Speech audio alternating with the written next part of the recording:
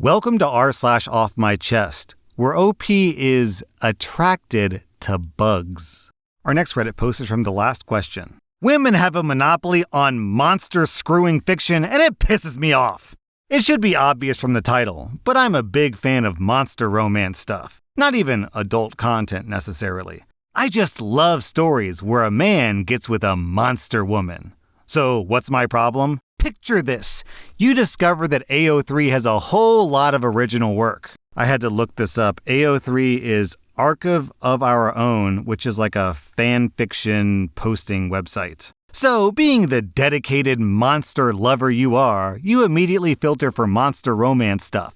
Guess what? It's all human woman, male monster stuff. Not what you're looking for, but not unexpected. This is AO3, which is not commonly used by straight men. So you filter for tags where the dude is the human. Guess what? It's all furry stuff. Again, annoying because you're not into it. Maybe you like fur, but I don't, so bear with me. But again, it's expected. The furry community is large. So you filter out the furry tags and filter for monster loving and a male reader. A grand total of 19 works out of 419,000 total original works. Sorting by kudos, the top work is not an original work. The second one is one where the reader is trans. No issue with that, I'm just not trans myself. The third is an orc woman and male human reader. And the fourth is another trans male reader. The fifth is a fur monster. So now you're a little disappointed. But you know what? Google exists. Quote, female monster, human monster manga.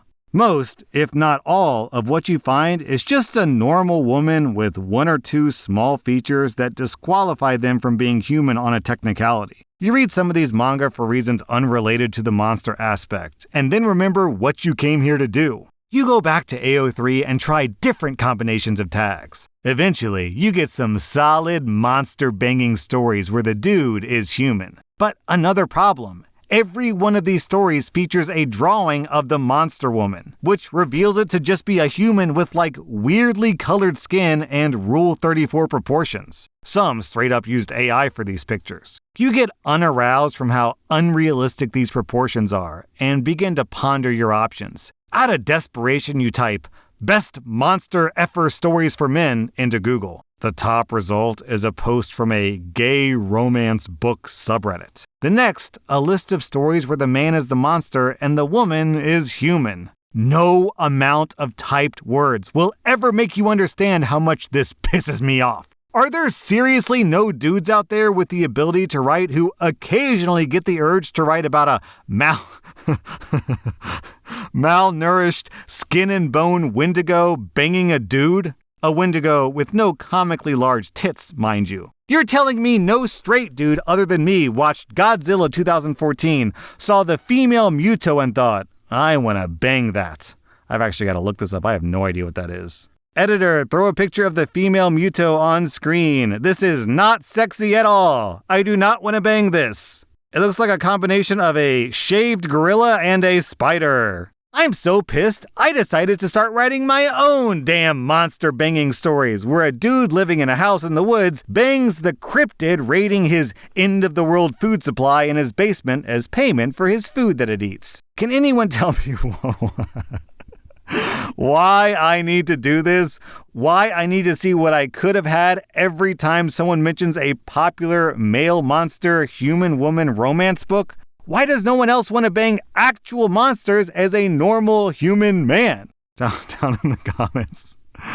Someone asked OP what kind of monsters he wants to read about. And I'm gonna carefully tread through his reply.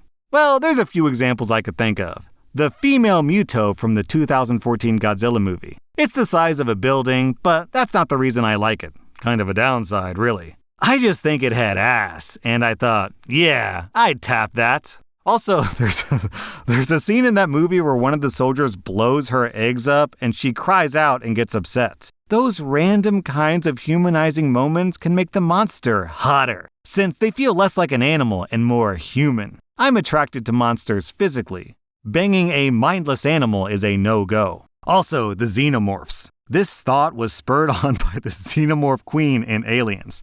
Not sure why. I like this.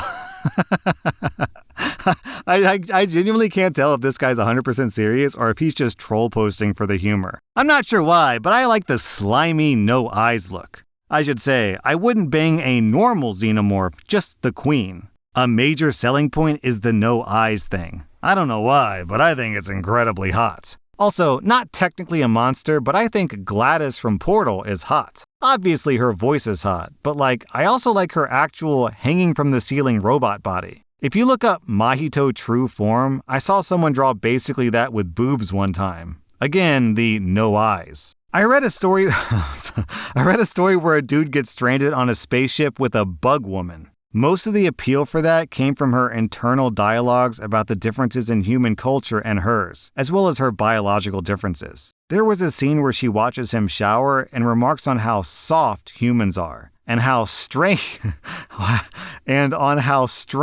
unexposed Johnson is. I don't know why, but hearing that clinical, science-like breakdown was kinda hot. In another scene, she remarks on how strange it is that humans rely on friction and emotional context for that act, rather than whatever her species do. Also, later she gets made fun of for her fetishistic tendencies regarding studying humans, which kinda got me going since it's hot to know she's weirdly obsessed with humans. The one downside that story had was that the bug people were red, yellow, and brown. It would have been better if they had carapaces with a darker color scheme, like black and purple or something like that. A darker color is better in general for most monsters. That answer your question?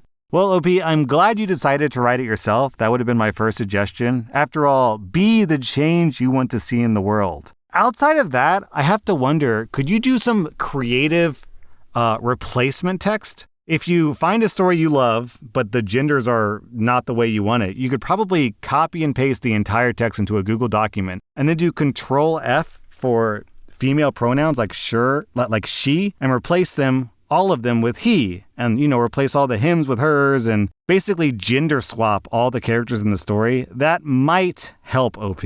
Not that I have experience with this, but I was a professional writer and editor for a while for a big company, so that's how I would probably solve this problem. Do I dare go into this guy's posting history? Nothing really interesting is sticking out to me.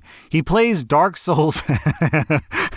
He plays Dark Souls and Elden Ring, possibly because he's turned on by all the monsters in there, and not because he actually wants to beat the game.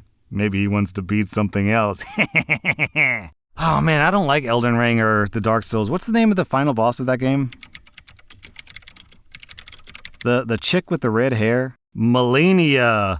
Blade of Mequelia? I don't know this game, man. The Scarlet Goddess. Yeah, OP, I know what you're doing while you're playing that game. You perv! Just for context, those who have never played Dark Souls games, all the monsters in that game are like weird tentacle, dragon, undead abominations with like lion heads and tentacle faces, and you get the idea. Our next Reddit post is from Deleted. I just caught my boyfriend's stepmom breastfeeding her 8-year-old. This happened a week ago, and it's still making me sick. At our joint family Thanksgivings, I was sitting with my boyfriend, his dad, my dad, his stepmom, and her 8-year-old daughter. The daughter starts to complain to her mom that she's hungry, so I offered to take her to the kitchen to make a plate since I was going in there anyway to refill my drink. The daughter started yelling and said, "No, I want mommy's." So I thought she meant the dish that her mom brought, so I said, "Lila, we can go get some on a plate, then bring it back here so you can eat it with your mommy." She's very attached to her mom. Then the stepmom sighs, then takes her into the guest room, which I assume is to correct her behavior for yelling. I get a plate of the casserole her mom brought and go to take it to the guest room where the stepmom and daughter are and knock. The stepmom said, "Come in." So I did and saw her fully breastfeeding her daughter like she was a baby, like holding her in her lap and saying things like, "Good, good, is it yummy?" I out loud go, "What the fuck?"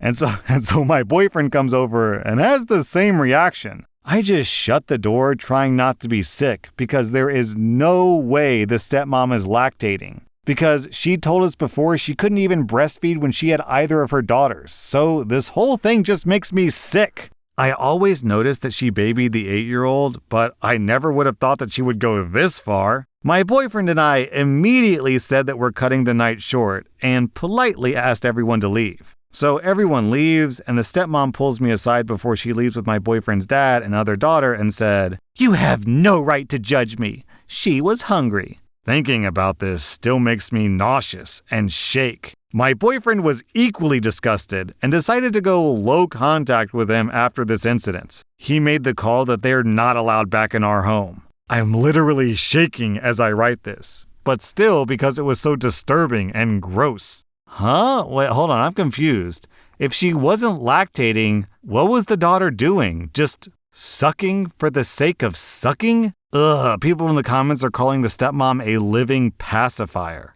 Our next Reddit post is from Inhuman Persona. When I was a teenager, my senior year in high school, I was really going through an emo phase and had joined a bunch of pop punk fan pages on Facebook. I was 16 or 17 at the time, but I made some really awesome friends in some of those communities, some of whom I still talk to this day. One of the girls in the chats that I would talk in was much younger. I don't remember how old, but she was below the age of 15. She was telling me and one of her best friends that her depression was winning, and she was planning on jumping off a bridge that day. She was saying her goodbyes. Now, I didn't know really anything tangible about this girl, and I'm a significantly older stranger on the internet who doesn't live anywhere close by to stop her. So while her friend is freaking out, I swallowed my discomfort and started reaching out to everyone on her page listed as family. Eventually someone, whom I believe was her aunt, responded. I told her everything, providing screenshots of her messages. The aunt then reached out to her parents, and then radio silence. Her aunt told me that the girl thanked me for getting her help,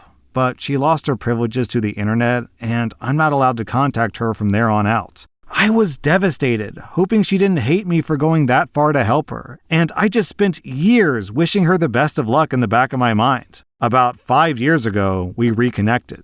She's a college graduate and is a psychologist now. We talked for a bit, shared the bullet point life experiences, but otherwise haven't spoken much since then. Well, today, a collage of pictures came across my dashboard. She just got married. I'm honestly so proud of her, overcoming her demons and finding happiness in a world that left us both fighting for our lives against demons at such young ages. I hope she continues living her best life. Our next Reddit post is from D. Morelli. I worked in a very tiny office. There's only 4 of us and an open floor plan space the size of a bedroom. There's a glass wall separating us, 2 and 2, but it purposefully doesn't provide much coverage so that we can collaborate or whatever. All of my coworkers are over the age of 65. I'm 35, but the others are like 65, 66, and 75. The 75-year-old man started playing Christmas music from the 1930s from his computer. Loud. I mean, pretty loud. Not like nightclub loud, but I was struggling on phone calls and really to hear myself think. And he played it all day long. 9 a.m. through when we left at 4, no breaks. I think my other coworkers enjoy the music, which is why it wasn't a problem for them. But when you're forced to listen to loud music you don't like, it gets really grating. Especially when you have to actually get work done. And especially when it's endless morose Christmas crooning echoing through a tiny office for hours. This man was acting like he was doing us a favor for office morale, playing the music. I'm not sure how the others were making phone calls. They're hard of hearing to begin with. So it all blew up when I asked my boss if he could either ask my coworker to wear headphones or just turn it off. This was on day 1. He said yes, but ignored me. Now, day 2 rolls around and my coworker turns on the music at 9 a.m., louder than yesterday. I was a little more upset, but not acting unreasonably yet. I asked my boss again to fix the issue. He agreed again and proceeded to ignore me. So I had to do it myself, which I didn't want to do because the man is old and not nice. So I asked the man if we could please wear headphones for music and that I'm finding the music distracting. Polite, reasonable. He said no. Thus began my crash out. At this point, I'm furious. The crooning is still going. I'm still struggling on the phone, and my boss watches in silence as the man says no to stopping the music. My coworker shuts the door between us, and it muffles it a bit, but it doesn't fix it. So when my boss opens the door to ask me if that helped the problem, and by opening the door floods my office again with full volume ancient Christmas music, I blew my top and yelled, "No!" My boss phrased the question like I'm the source of the problem. Like, hey, did that minor but unacceptable tweak fix your problem with your coworker's noise? After that, I left the building, and now I'm unemployed from a job that I was at for 3 years. And I feel ridiculous and stupid that it all happened over Christmas music. But it's hard to explain just how much the constant, horrible noise was grating on my ability to exist and work, and how badly it got me to the end of my rope to lose my cool. I would have been reasonable. Like maybe if it had been played during Christmas lunch or something. But I'm just so confused how anyone thought that it was okay to operate an office like that. Anyways, cross your fingers with my unemployment appeal. OP, what you should have done is blast even louder techno or any kind of, new age. Well, I say new age, but new age is a genre of music, isn't it? Any modern music out of your computer, and I'm quite confident those old farts would have changed their tune immediately. That was rSlash Offmychest, and if you like this content, check out my podcast where I publish the exact same episodes. Also, hit that subscribe button because I put out new Reddit episodes every single day.